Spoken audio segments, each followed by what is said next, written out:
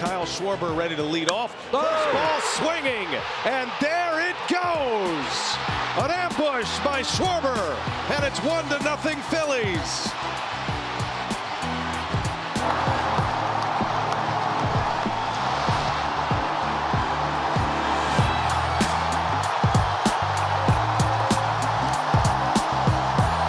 Kyle Schwarber, first pitch of the NLCS.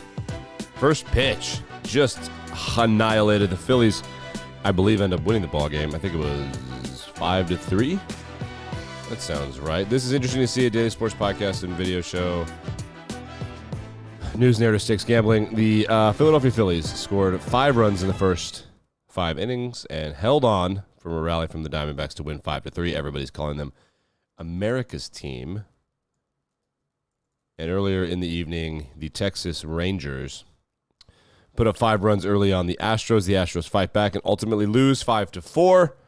The Rangers are up 2-0, headed back to Texas. 4 games, 3 and 4. Texas and Philadelphia seem very much on a collision course, but a lot of baseball left to be played, as they say. Monday Night Football last night. Man, something's just going on with the Chargers. Well, it's not something that's going on. They've hired a head coach that was an analytics nerd, and he sucks. I don't know what to tell you. He won a lot of press conferences in his first year, but he's not a very good football coach.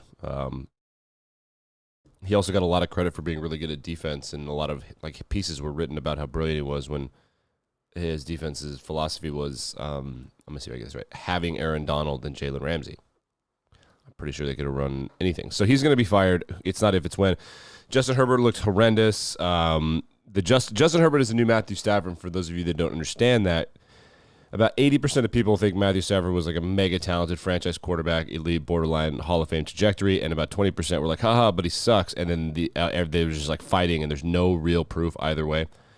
That's where Herbert's at. Eventually, Herbert's going to force his way out of town. He probably have to survive another coaching regime first, though. So let's see how this ball game ended between Dallas and San Diego. There we go. Sensational 2 for 2 tonight. 20-17, Dallas. No sacks at San Francisco either, and here it is. Right on cue, Parsons. His first, the Cowboys' first. 3rd and 10.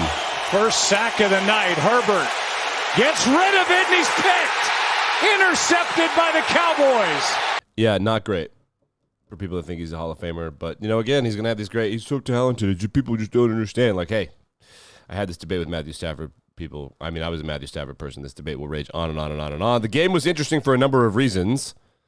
We'll get to baseball here in a minute. There was a pre-game kerfuffle, and some dude punched another dude. I don't know if there was ever any discipline. I didn't follow. Watch this guy's helmet get punched off. Austin Eckler, for those of you fantasy heads, must have had a heart attack watching this.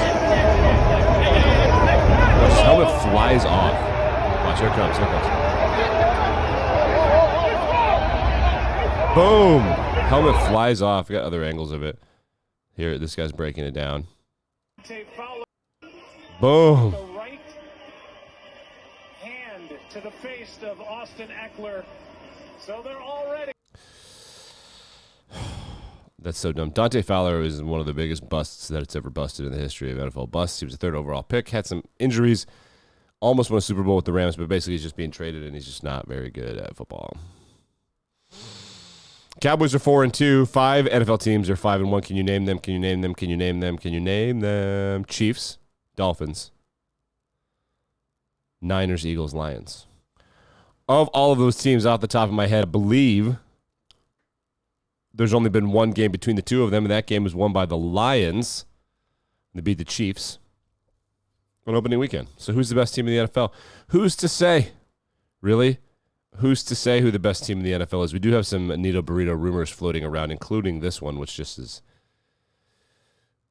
You love to see it. There are rumors that the Broncos are going to make their shit show worse, according to the Pat McAfee show, so who knows? He's the Joe Rogan of sports or the NFL now. There are rumors that Rex Ryan is going to be the defensive coordinator for the Denver Broncos. Remember Rex Ryan, the TV guy?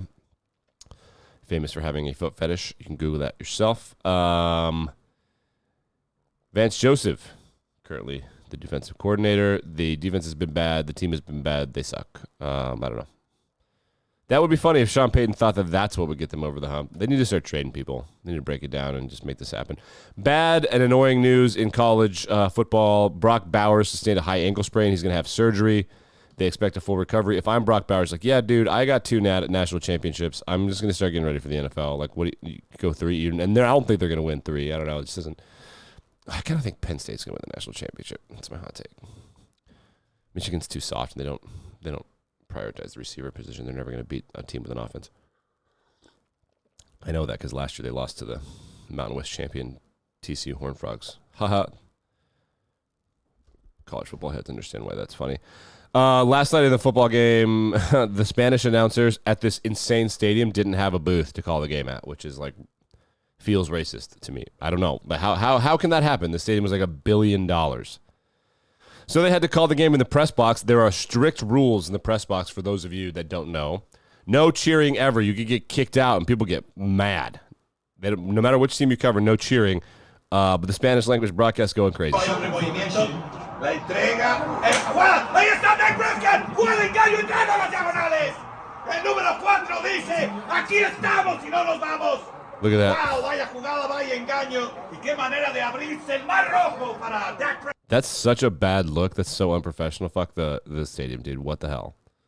Come on now. Let's go back to baseball. I have a fun fact for you. Bryce Harper turned 31 years old yesterday. So in the first inning, Kyle Schwarber takes the first pitch of the series, yard, and then some dude gets out, and then Bryce Harper sees his first pitch and is like, yo, what's up? For Schwarber in the regular season. Oh, Harper God. deep into right center, and he'll watch this one fly.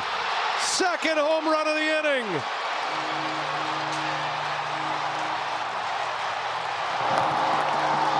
Bryce Harper is such a real-life anti-hero. I don't know if that's true. I don't really care. The real interesting story is, remember Nick Castellanos? We talked about him. Guess what? Guess what? One at bat. Yeah. Yes. Yep. Boom. Drives out to Oppo. right. Got some heat on it, and this is going to be up and out of here. Dude, get out of here. Castellanos.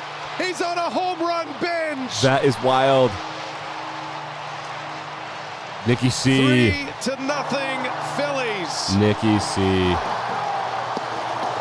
3-0. Castellanos with his 5th home run in the last 3 games. So the narrative right now is that Nick Castellanos, remember, he always has a good hit when there's some crazy stuff going on and announcers are apologizing. Well, right now, the MLB and the NFL are running promos for donating to what's going on in the Middle East with Israel and Hamas, the terrorist organization Hamas.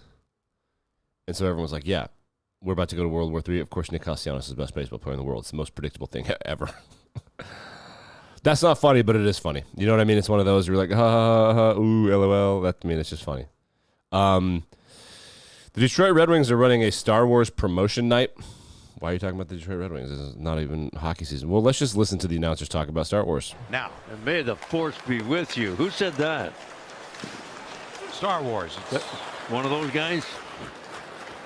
Yes. R2-D2, is he a Star Wars? Sure, Uncle Jed.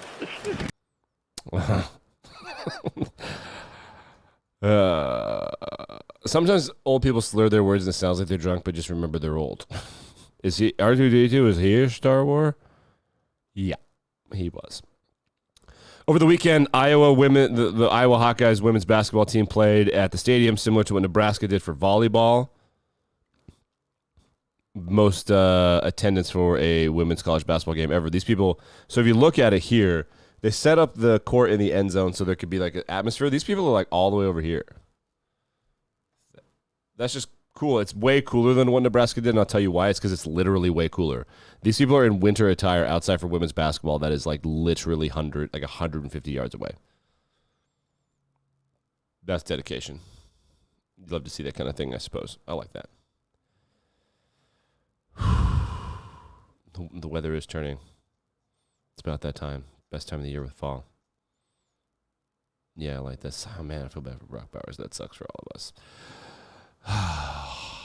Colorado lost that game, and Deion Sanders gave his team a great speech. We'll listen to the thing in its entirety to get you out of here. And I thought he did a great job. He warns them what's coming, and he's right. This kind of didn't change my mind about Deion. I am annoyed at the at the amount of attention that Colorado's gotten, and I do like that they're going to have to eat their own shit for a while. Like Shitter Sanders pointing at his wrist after beating a horrendous football team, and then like literally shitting the bed in overtime, and Travis Hunter getting mossed. He should probably take the rest of the year off. They deserve it. They deserve all of this online. Shitter Sanders posting links to merchandise at halftime up 29-0. They deserve it, and I'm gonna participate. I'm gonna like all of it. I'm gonna consume all of it. I want their faces in the mud. They did this to all of us. They hijacked college football season, and now they deserve not to go bowling. I hate them, but I do respect what Deion is doing as a coach. I kind of like he's low key a good football coach. He is. You're not gonna be taken care of. You're not gonna be looked after. You're not gonna have the luxuries of all this. And you're going to have to go out there and get it on your own and work your butt off. Because ain't nobody going to give you nothing. I don't understand. I don't think you understand what this world consists of. What we just did today was pathetic. All the love that you received, all the love that we received, you getting ready to see that flip. And don't get beside yourself on social media and start responding to the foolishness because they're right. I like that. He said, don't start responding to the foolishness and talking smack because they're right. I like that. That's a good message. Right. And we practicing tomorrow. Did you hear that? That's the toughest thing. Like, oh, by the way, yeah, this is Friday night. Like, listen. And we practicing tomorrow. Go to work, boys. I like that. I like that from Deion. Deion's not the problem. It's some of the players are getting a little ahead of themselves, thinking they're bigger than they are. I forgot that there are other teams out there, and the media is going a little bit too crazy. Deion Sanders is a more annoying storyline than Taylor Swift. Said it, meant it. Back and better than ever for Controversial Wednesday. I'm sure there's a controversial out there. I'll go find it. Also, Thick Trunk Tuesday is trending. I'm not going to click on that. That can't be good.